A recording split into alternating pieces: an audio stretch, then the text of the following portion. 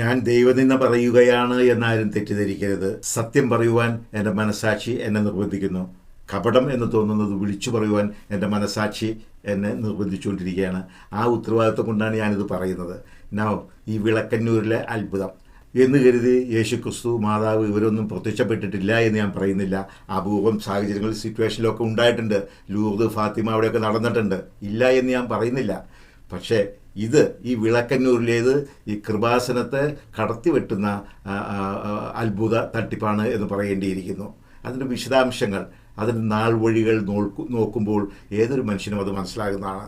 ഇത് മനുഷ്യനെ തട്ടിക്കുവാനായിട്ട് കണ്ടുപിടിച്ചിരിക്കുന്ന ഒരു നൂതന മാർഗമാണ് എന്ന് തുറന്നു പറയാതിരിക്കാൻ നിവൃത്തിയില്ല. ഗബ്രിയേൽ മാലാഖ മാതാവിന് പ്രത്യക്ഷപ്പെട്ടു, അല്ലെങ്കിൽ ലൂസി ജസീന്ത ഫ്രാൻസിസിന് മാതാവ് പ്രത്യക്ഷപ്പെട്ടു. ഇതൊക്കെ നടന്നു എന്ന് പറയുന്നു. നടന്നു എന്ന് വത്തിക്കാൻ റെക്കഗ്നൈസ് ചെയ്തിട്ടുണ്ട്. വത്തിക്കാൻ അത് അത്ഭുതമായി അസന്നിഗ്ധമായി പ്രഖ്യാപിച്ചതാണ്. അവരൊക്കെ മാതാവ് പ്രത്യക്ഷപ്പെട്ടു എന്ന് പറഞ്ഞാൽ നിമിഷ നേരത്തിന് ഒരു അപ്പാരിഷൻ എന്ന് വെച്ചിട്ടുള്ള ഒരു പ്രത്യക്ഷമുണ്ടായി. അതുപോലെ തന്നെ അത് മറഞ്ഞുപോയി. അല്ലാതെ മാതാവ് അവിടെ സ്ഥിരം കുറ്റിയായിട്ട് അവിടെ പ്രതിമയായിട്ട് നിൽക്കുകയോ ഫോട്ടോ പതിച്ചു നിൽക്കുകയോ ചെയ്തിട്ടില്ല. ഇവിടെ വിളക്കന്നൂർ ചെയ്തത് യേശുക്രിസ്തു ഓസ്തിയിൽ പ്രത്യക്ഷപ്പെട്ടു എന്നുള്ളത് മാത്രമല്ല, അദ്ദേഹത്തിൻ്റെ ഫോട്ടോ ഒരെണ്ണം അവിടെ പതിച്ചിട്ടും പോയി. ഇത് സാമാന്യ ബുദ്ധിക്ക് നിരക്കാത്തതാണ്.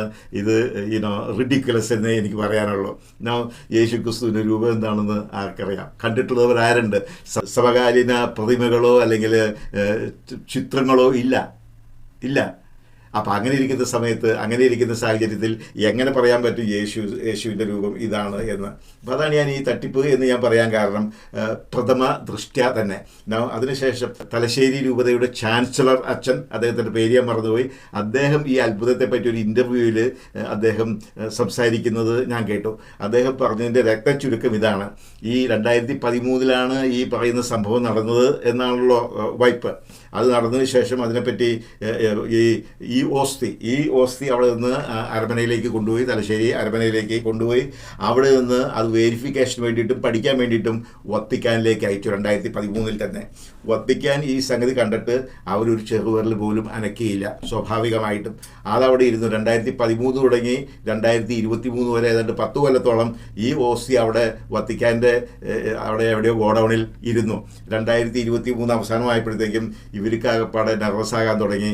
ഇവർ എൻക്വയറി നടത്തി വത്തിക്കാനിലേക്ക്. ഞങ്ങൾ അങ്ങോട്ട് വിട്ട അത്ഭുത ഓസ്തിക്ക് എന്ത് പറ്റി? അതിനെപ്പറ്റി നിങ്ങൾ എന്തെങ്കിലും ചർച്ച ചെയ്തോ, ഡിസ്കസ് ചെയ്തോ, പഠനങ്ങൾ നടത്തിയോ, എന്തെങ്കിലും വെരിഫിക്കേഷൻ നടത്തിയോ എന്ന് ചോദിച്ചപ്പോഴത്തേക്കും വത്തിക്കാൻ ഒരു കമൻറ്റും പറയാതെ അത് ഇങ്ങോട്ട് തിരിച്ചയച്ചു കൊടുത്തു. ഈ സാധനം അപ്പം തന്നെ അറിയാലോ, ഈ സാധനം ഇങ്ങോട്ട് തിരിച്ചയച്ചു കൊടുത്തു. അത് കഴിഞ്ഞിട്ട് അതോടുകൂടി തലശ്ശേരി രൂപത ഇത് ബാംഗ്ലൂരിൽ ഏതോ ലാബിലേക്ക് അയച്ചു. ഇവിടെയാണ് സംഗതി കൂടുതൽ രസാവഹമാകുന്നത്. ഈ സാധനം ബാംഗ്ലൂർ ഏതോ ലാബിൽ അയച്ചു. അവിടെ 3 ഡോക്ടർമാർ ഇതിനെപ്പറ്റി പഠനങ്ങൾ നടത്തി റിപ്പോർട്ട് ഇറക്കി. 3 ഡോക്ടേഴ്സേ അവിടെ ഈ ഓസ്തി റിയലാണോ, അത്ഭുതമാണോ, തട്ടിപ്പാണോ എന്ന് പഠിക്കാനായിട്ട് അവിടെ കൊടുത്തു. അവർ ഒരു റിപ്പോർട്ട് നൽകി. ആ റിപ്പോർട്ടിൽ നാച്ചുറലി അവർ പറഞ്ഞത് ഇത് അസാധാരണമായ ഒരു സംഗതിയാണ്. അതിനകത്ത് ഇങ്ങനെ പടം വരച്ചതിന് മഷിയില്ല, ഇതില്ല എന്നൊക്കെ പറഞ്ഞ് ഇതെന്തോ അസ്വാഭാവികവും അതുപോലെ തന്നെ പ്രതിഭാസമാണ് എന്ന് കാണിച്ച് ഒരു റിപ്പോർട്ട് ഇവർക്ക് കൊടുത്തു. തലശ്ശേരി അതിരൂപതയ്ക്ക് കൊടുത്തു. ആ റിപ്പോർട്ട് അങ്ങനെ തന്നെ അതിരൂപത വത്തിക്കാനും വിട്ടു. ഞങ്ങൾ ലാബിൽ ടെസ്റ്റ് നടത്തി, ഇതാണ് അവർ പറയുന്നത്, ഇത് അസാധാരണമായ ഒരു പ്രതിഭാസമാണ് എന്നാണ് അവർ പറയുന്നത്. ഉടനെ വത്തിക്കാൻ മനസ്സിലായി ഇവർ വെറുതെ ഒന്നും പോകുകയല്ല എന്നിവർക്ക് മനസ്സിലായി. അപ്പോൾ വത്തിക്കാൻ ഒരു പ്രസ്താവന നടത്തി. അങ്ങനെ നിങ്ങളുടെ റിപ്പോർട്ട് അങ്ങനെ പറയുകയാണ് എന്ന് വരികിൽ അതൊരു അസാധാരണ പ്രതിഭാസമായി കണക്കാക്കുന്നതിൽ ഞങ്ങൾക്ക് തടസ്സമില്ല. ഇത്രയുമാണ് വത്തിക്കാൻ പറഞ്ഞത്. അല്ലാതെ വത്തിക്കാൻ ഇതൊരു മഹാത്ഭുതം, സത്യമായ ഒരു മഹാത്ഭുതമായിട്ട് ഡിക്ലെയർ ചെയ്തിട്ടില്ല. ഞങ്ങൾക്ക് തടസ്സമില്ല. നിങ്ങൾ വിശ്വസിക്കുന്നതിന് ഞങ്ങൾക്ക് തടസ്സമില്ല. വിശ്വസിക്കുന്നതിന് തടസ്സം പറയാൻ പറ്റുമോ? ഇല്ല. That is exactly that has happen. അല്ലാതെ ഇതിനൊരു മഹാത്ഭുതമായിട്ട് ഡിക്ലെയർ ചെയ്തിട്ടില്ല. ഞാൻ ചോദിക്കുന്നത്, തലശ്ശേരി രൂപത ഈ അത്ഭുതത്തെ ഇത്ര സീരിയസ് ആയിട്ട് എടുക്കുകയാണെങ്കിൽ എന്തുകൊണ്ട് മറ്റ് സ്ഥലങ്ങളിൽ, അതായത് നമ്മുടെ കൃപാസനത്തിൽ അല്ലെങ്കിൽ വട്ടായി ഖാൻ്റെ ധ്യാന കേന്ദ്രത്തിൽ, സെഹിയോൻ ധ്യാന കേന്ദ്രത്തിൽ, അല്ലെങ്കിൽ നമ്മുടെ പോട്ടായിൽ അതുപോലെ തന്നെ അണക്കര അണലി നടത്തുന്ന അത്ഭുതങ്ങൾ, ഇങ്ങനെ ഓരോ ദിവസവും നടക്കുന്ന നൂറുകണക്കിന്, അല്ലെങ്കിൽ സജിത്ത് ബ്രദറിൻ്റെ ഇവരൊക്കെ നിത്യേന എന്നോണം നടത്തുന്ന നൂറുകണക്കിന് അത്ഭുതങ്ങൾക്ക് എന്തേ ഇതുപോലത്തെ പ്രാധാന്യം കൊടുക്കുന്നില്ല? കാരണം ഇവർക്ക് തന്നെ അറിയാം, ഈ ബിഷപ്പുമാർക്ക് തന്നെ അറിയാം ഇത് തട്ടിപ്പാണ്, പൂര തട്ടിപ്പാണെന്ന്. അപ്പോൾ ഈ തട്ടിപ്പുകാർ മനുഷ്യൻ്റെ വിശ്വാസികളുടെ വിശ്വാസത്തെ ചൂഷണം ചെയ്ത് പണം ഉണ്ടാക്കുന്നതിൽ നമ്മുടെ ബിഷപ്പുമാർക്കും സഭാധികാരികൾക്കും യാതൊരു സംശയമില്ല.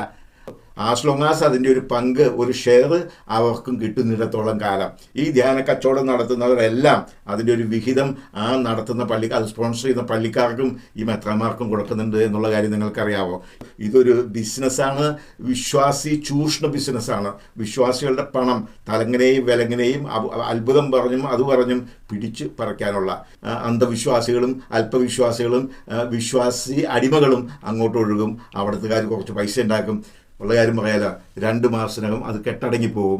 ഇപ്പോൾ തന്നെ ഈ അത്ഭുത പ്രതിഭാസത്തിന് കേരളത്തിൻ്റെ മറ്റൊരു രൂപതയിലും യാതൊരു വിലയുമില്ല. അവിടുത്തെ ബിഷപ്പ്മാർ അത് വിശ്വസിക്കുന്നുമില്ല, അവിടുത്തെ വൈദികർ അതിനെ പുച്ഛിച്ചു തള്ളുന്നു, ആരും ഒരു വിലയും അതിന് കൊടുക്കുന്നില്ല.